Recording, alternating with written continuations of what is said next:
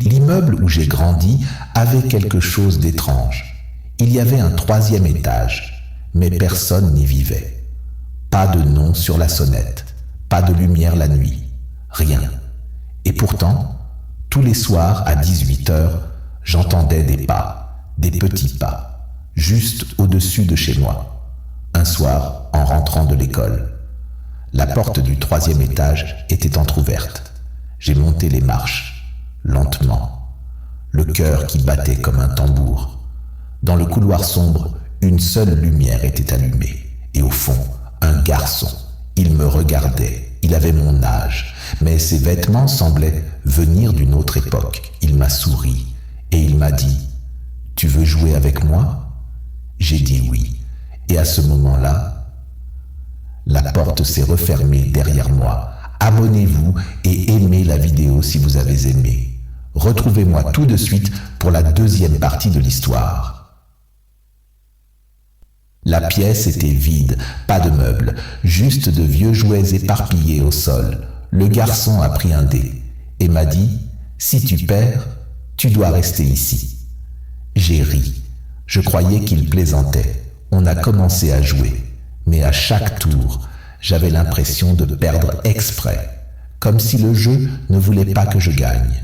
Puis, à un moment, j'ai demandé « C'est quoi ce jeu, en fait ?»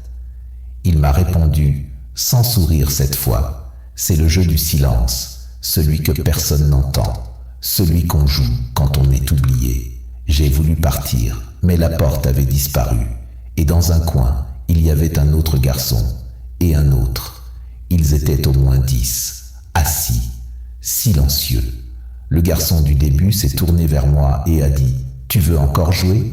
Abonnez-vous et aimez la vidéo si vous avez aimé. » Retrouvez-moi tout de suite pour la troisième et dernière partie de l'histoire.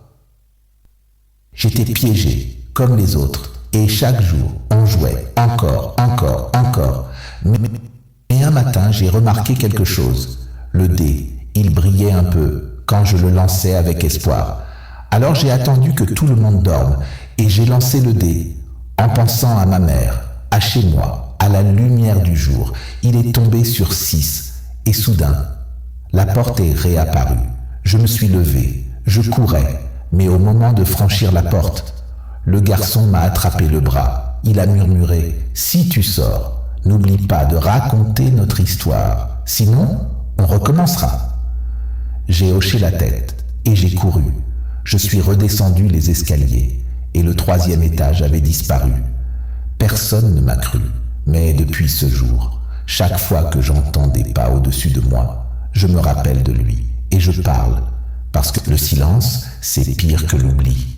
Voilà, nous sommes arrivés à la fin de cette histoire et je vous invite à vous abonner pour une autre histoire plus intéressante. Merci.